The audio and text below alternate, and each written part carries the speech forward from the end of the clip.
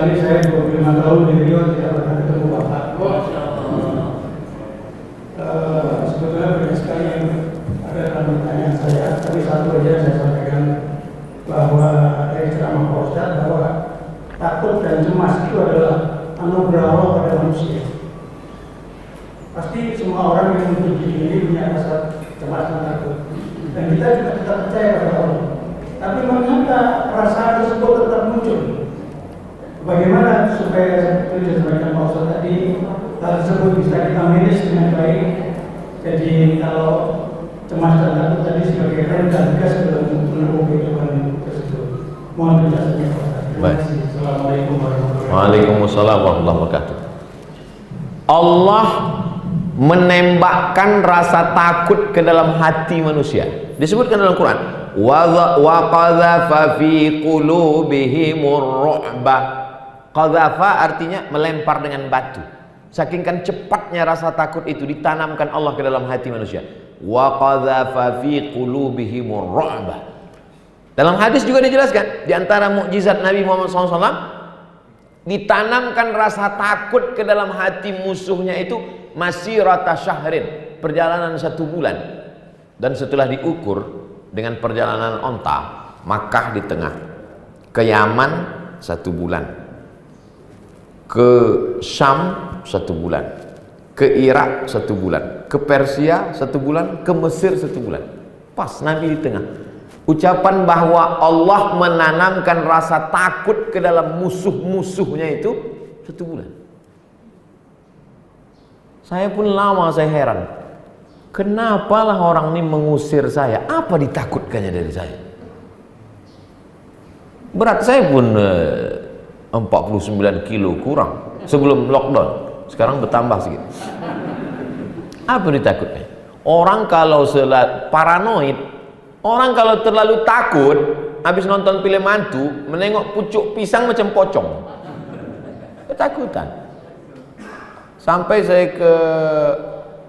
saya ke airport Swiss, pas mau cop paspor, yang lain lewat, pas saya masuk dalam. Saya bilang, kenapa tak boleh masuk? Ditunjukkannya print. Katanya saya pernah ceramah di Amsterdam dan diusir, dideportasi. Saya bilang, this first time. Ini pertama kali saya datang kemari. Dia minta paspor. Mana mungkin kita bawa paspor lama? Ini paspor baru. Takut dia saya masuk ke Eropa. Dan tak mungkin dia kenal sama saya. Pasti ada orang dari sini mengirimkan. Oleh sebab itu takut itu ada dalam hati orang. Ada takut. Nah, itu takut yang ditanamkan ke dalam hati orang. Bagaimana dengan kita ini? Ada tak rasa takut tuh? Ada. Abu Bakar Siddiq yang 13 tahun belajar ke Nabi aja ada rasa takutnya.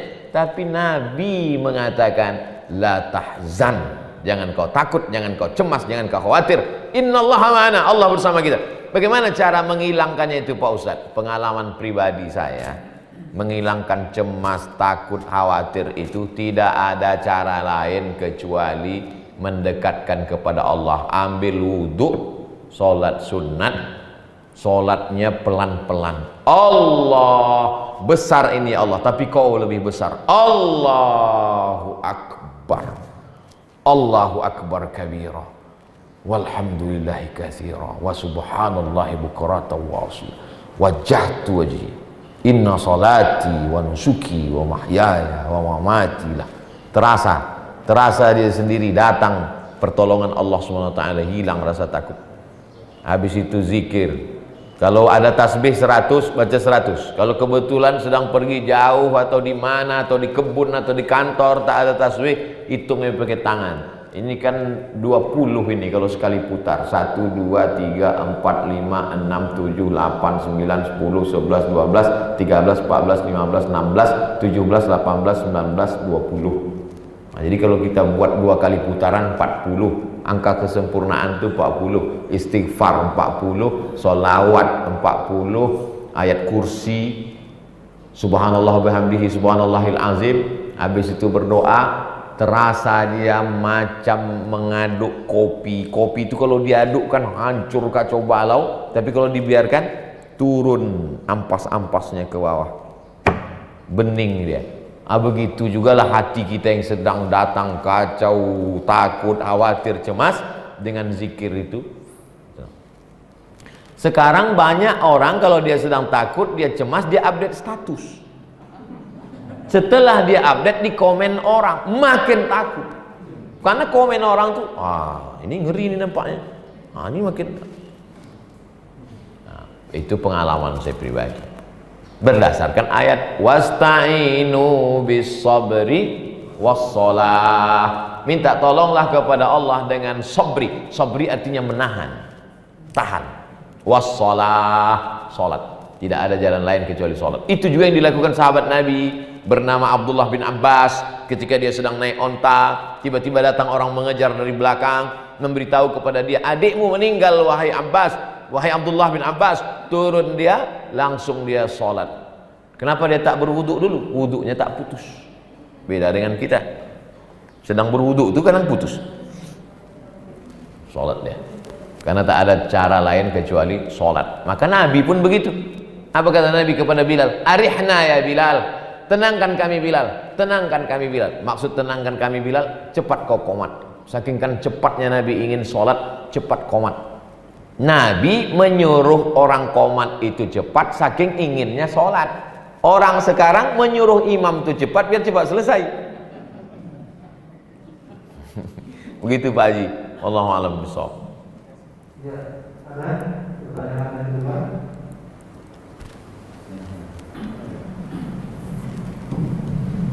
Assalamualaikum. Waalaikumsalam. Ada satu pertanyaan yang mungkin untuk menguatkan kita bersama tentang ketika kita sholat, Rasulullah pernah melarang tidak boleh menutup mulut. Ini apakah memang larangan itu hukumnya wajib harus kita tinggalkan atau sekedar makruh? Assalamualaikum warahmatullahi wabarakatuh. Waalaikumsalam warahmatullahi wabarakatuh. Saya anjurkan untuk fikih untuk orang paling pemula, judulnya Fikih Islam Sulaiman Rasyid. Sulaiman Rasyid orang Lampung, dapat ijazah dari Al-Azhar tahun 1935, 10 tahun sebelum Indonesia merdeka. Bukunya 44.000. Kalau harga naik saya tak tanggung jawab. Fikih. Kata pengantarnya Buya Hamka. Ketika ditunjukkan ke Buya Hamka di Yogyakarta, dibaca-baca Buya Hamka, dilihatnya, apa kata dia? Sulaiman Rasyid, andai aku menulis buku fikih, belum tentu bahasanya sebaik ini. Puji Buya Hamka.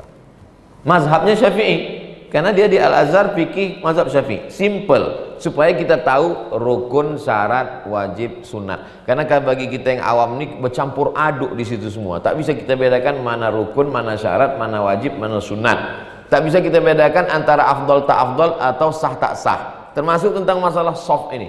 Soft rapat itu apakah rukun atau syarat atau wajib atau sunat? Bukan rukun, bukan syarat, bukan wajib. Apalagi ketika terjadi ditambah pandemi. Begitu juga dengan menempelkan hidung ke lantai.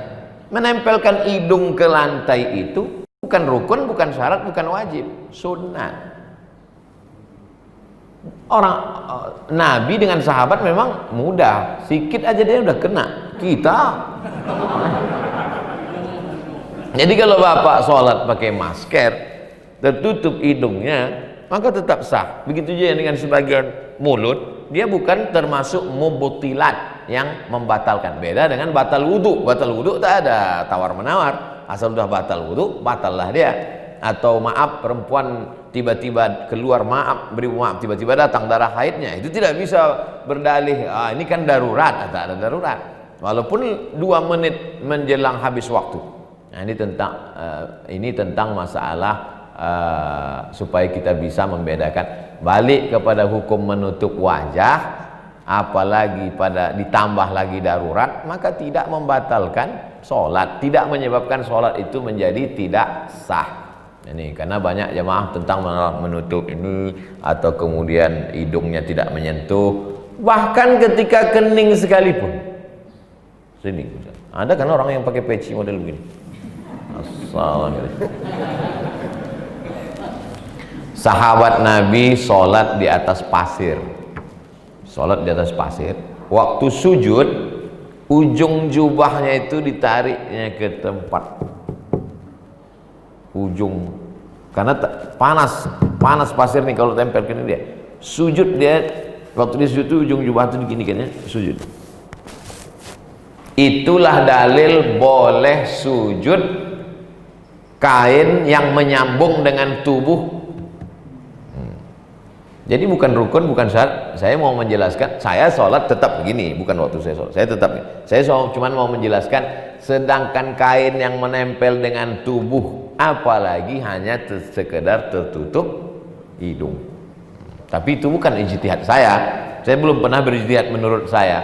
Menurut para ulama, referensi yang selalu saya jadikan rujukan Fatwa Al-Azhar, Fatwa Al-Azhar, juga Darul Ifta Al-Misriyah, Darul Ifta, rumah fatwa Mesir. Itu yang selalu saya jadikan rujukan, mazhab Syafi'i. Wallahu a'lam bishawab.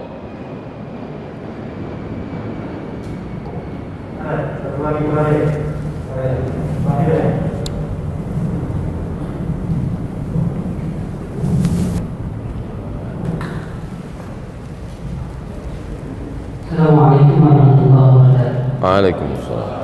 Nama saya Suparto, sekarang bertanya asli. Mohon maaf kalau ada kata saya yang santan. Saya langsung bertanya karena kalau enggak karena saya nanya Ustaz. Pertanyaan saya menghadapi puasa Asyura Muharram. Tanya ada hari besok kan puasa Asyura tanggal 10 saja. Hari Sabtu maksudnya. Jadi ada iringan harinya sebelum atau sesudah itu. Yang kedua, mau saya berita yang mendengar di negara kita ini bahwa ada PKI sekitar lingkungan. Apa yang harus kita lakukan sebagai Muslim dan warga negara Indonesia?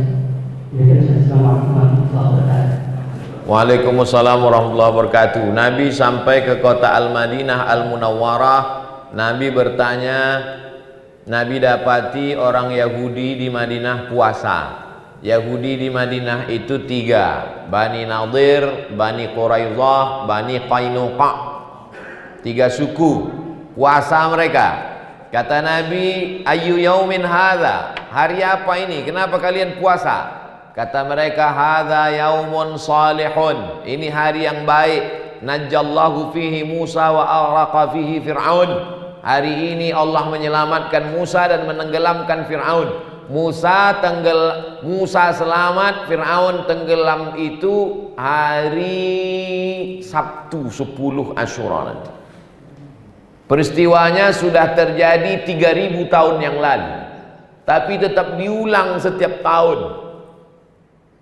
Mereka bersyukur kepada Allah, syukran lillah, bersyukur kepada Allah karena Allah menyelamatkan Musa dan menenggelamkan Fir'aun. Lalu apa kata Nabi? Ana ahaqqu bi Musa minkum. Aku lebih berhak terhadap Musa daripada kamu. Mafasamahu. Nabi pun melaksanakan. Hanya saja Nabi berpesan khaliful Yahud, bedakan dengan orang Yahudi. Orang Yahudi puasanya tanggal 10 saja. Kita untuk membedakan dengan Yahudi, sumu yauman qablahu, berpuasalah yang paling afdal 3, 9, 10, 11, Jumat, Sabtu, Ahad. Kalau tak sanggup 3, maka dilaksanakannya 9, 10. Saya insya Allah berniat kalau sampai panjang umur besok Jumat 9, 10. Besok masih ada jadwal di Jakarta, tapi insya Allah tetap puasa besok 9, 10. Adapun yang tidak boleh puasa tunggal itu adalah puasa hari Jumat. Jumat tak boleh puasa tunggal. Puasalah sehari sebelumnya, Kamis Jumat atau Jumat Sabtu. Adapun Bapak insya Allah puasanya tidak Jumat tunggal, Jumat dengan Sabtu, atau Sabtu dengan Ahad, maka laksanakan. Bagaimana kalau ada orang yang puasa hanya hari Sabtu saja, satu hari berpuasa? Hadis tentang larangan berpuasa pada hari Sabtu, hadisnya syadz.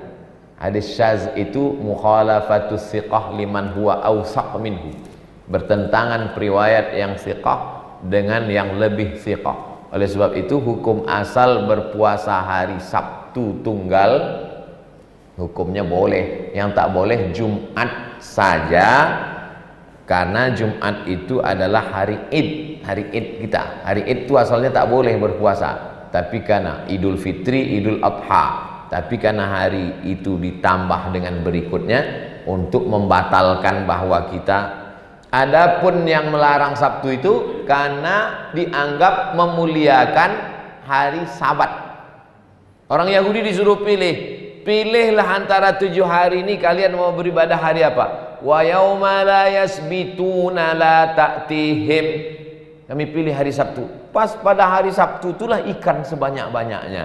Pas pada hari yang lain ikan tak ada, mereka langgar.